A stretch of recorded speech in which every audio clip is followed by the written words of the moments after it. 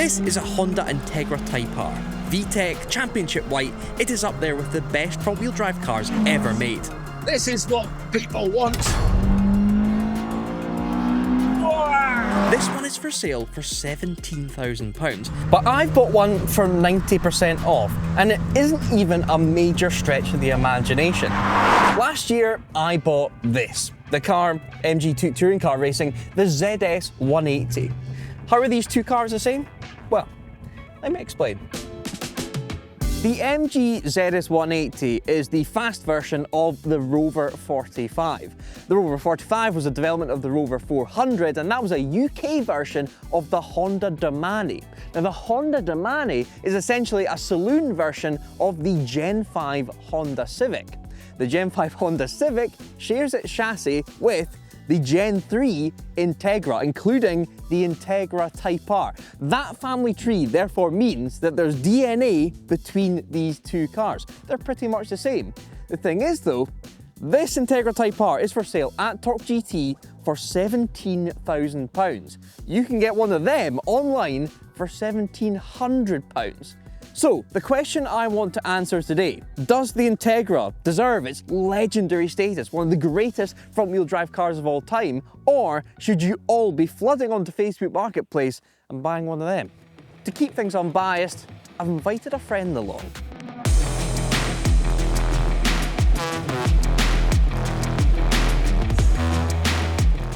Tiff, welcome back to the channel. It's been a while. What has been? Too long, too long. So, it's the same base chassis, they're both the fast performance versions, and yet that gets called just a Rover, and this is some performance legend. That seems unfair to me. Well, one is a boxy four-door saloon, and the other is a sleek coupe. Yes, but as four-door saloons go, that's quite a cool one. Yeah. Can I actually recite some of your lines from back in the day? Really? For a front-wheel drive, it's about the best handling I've ever experienced. One of the best handling front-wheel drive machines. It puts you in the right sort of mood. This is sorted. This MG ZS really is most impressive on track. I said all that? You said all that. Wow, how long ago was that? 2001. Oh, I've forgotten that. But now you're beginning to say, I do remember it was startlingly good. On track with Pembrey, we were at Pembrey, wasn't it? Great track. Your track test in that car is legendary in the MG Rover world. There cannot be a Rover meet without that video getting brought up. But then I did take that Integra R out when it first came out. And I did say there it redefined front-wheel drive handling. Yes, before you drove that though, right? Oh yes, that's a good point. So that was then the best front-wheel drive you'd ever driven. Therefore, is it already in pole position? Superseded. Yeah, good point. It's not bad, is it?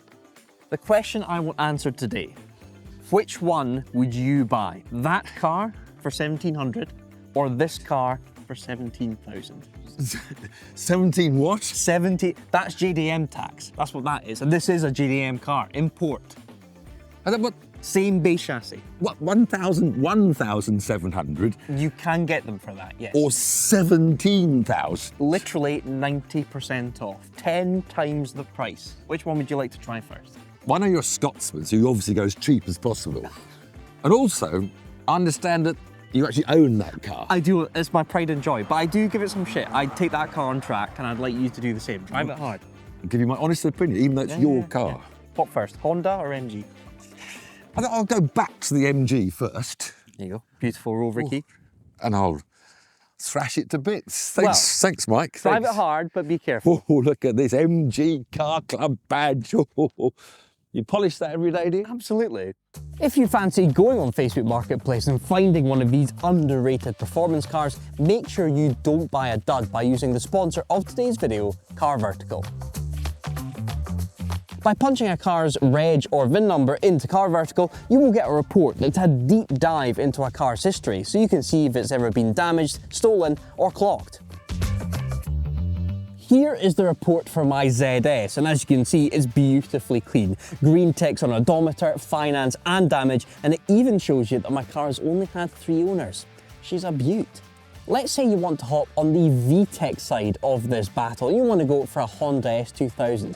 You find this one, and it has an amber warning in damage. scroll down to the pictures and you can see it has at some point had a big rear end shunt. It may have been rear-ended by a lorry, drifted into a wall, who knows. The only saving grace is that 2-litre engine looks immaculate, untouched.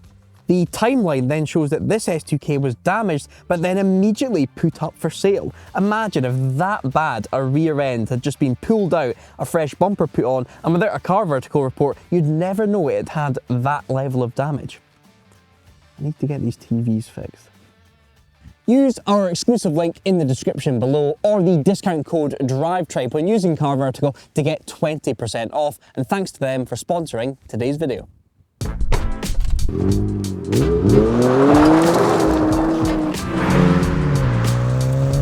So here we are out in Mike's much loved MG ZS 180.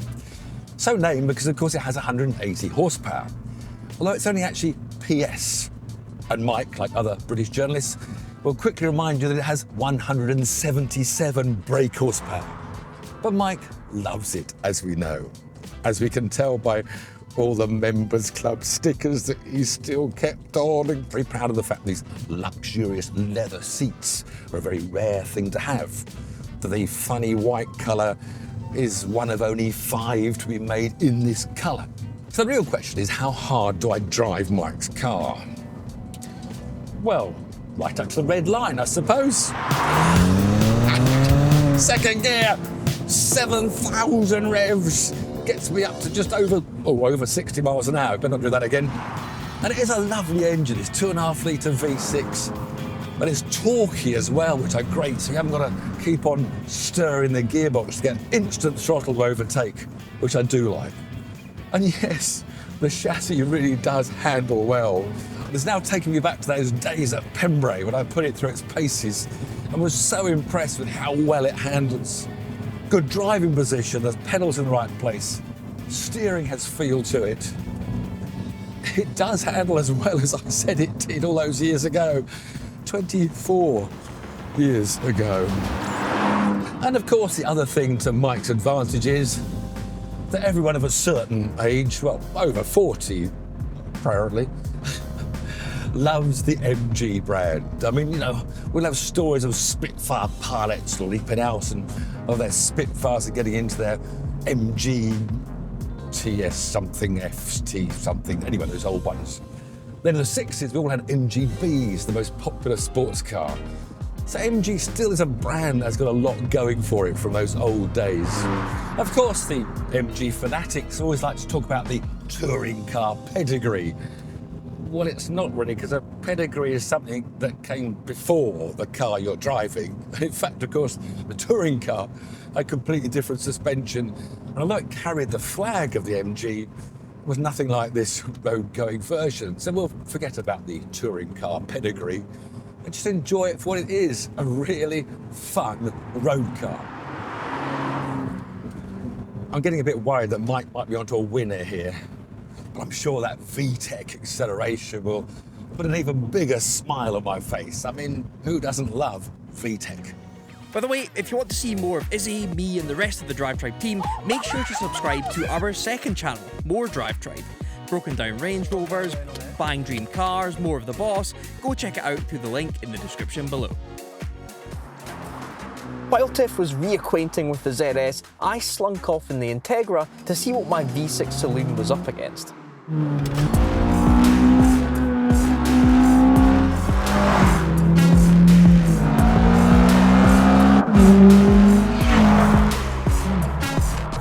It's been a while since I've driven a VTEC car. What an engine!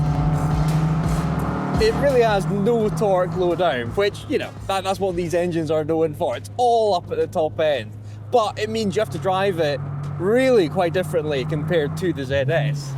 A big thank you to the guys at Torque GT for lending us this Integra.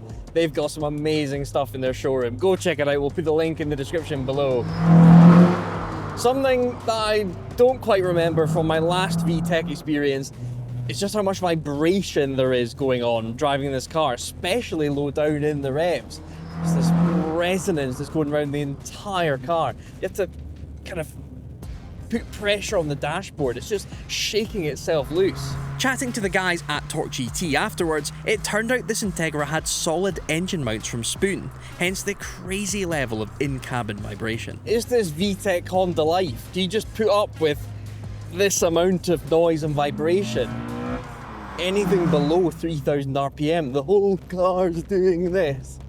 Things I love in here. The dials are cool as hell. I love the gear knob, much better than any MG Rover gear knob. And I love the seats. These padded Recaros are pretty much as good as it gets. I'm so comfy immediately. Got some space now, second gear.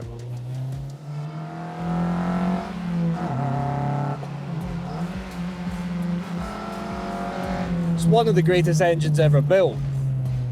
What a piece of kit. The noise and that vibration. Then you get past it. Essentially forces you to get into that VTEC area. North of what, 6.5, up to 7, and then past 8. 8.1 is before it starts to get red. Down to second.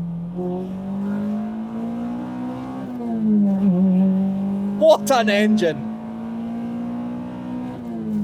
Oh, that is 15 of your 17 grand right there. What a motor. Yeah, engine and gearbox. This thing has the MG completely licked.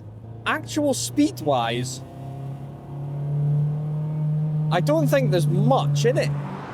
It's good on the brakes. For a late 90s car, the brakes are really good. Both have touring car pedigree. Honda took the Integra touring car racing. The later generation is the one that I picture. They're both drivers' cars. It's just one is 90% cheaper than the other. But I get it. Down at the car meet at DRIVETRIBE Live, for example, you want to tell people you have an Integra Type R, a VTEC Honda. Do you want to tell people you have a MGZ car? You know, it's just not in the same league. This is what this video's all about. That thing's not just a Rover. It's a serious piece of kit with Japanese Honda heritage underneath it. Get this date in your diary, folks. August the 30th, 2025, DRIVETRIBE Live at Bicester Heritage. If you want to meet Richard and the rest of the DRIVETRIBE team, get your tickets through the link in the description below. With the Integra nicely warmed up, we swapped keys and it was time for the DC2 to state its case. I don't think you need to bother with this one. I've just taken for a spin. It's a bit of a letdown, really. It's a bit of a slug of a car. Look, this is a lovely four-door Thank saloon. you. I've enjoyed it a lot. I mean, this is, you know, it's a coupe. It's got a VTEC engine. It's got shades of Ayrton Senna and his NSX. It's got to go some, is what it needs to do.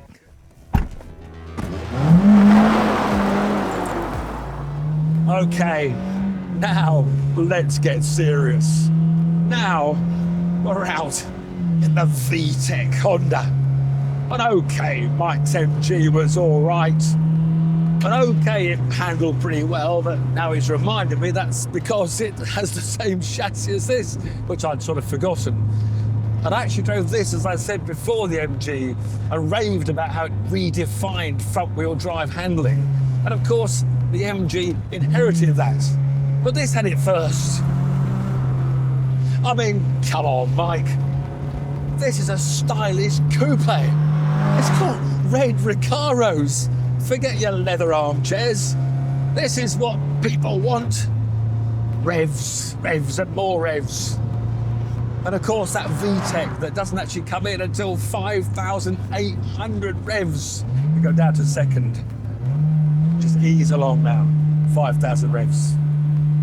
We're going reasonably. Pull up, 5, 5, 8, and more!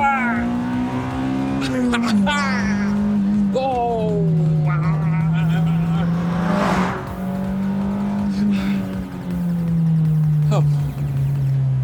Oh. Only trouble is it's easy to get a bit carried away with the VTECs. But it's hard to compare, but Michael is, well, more sporty.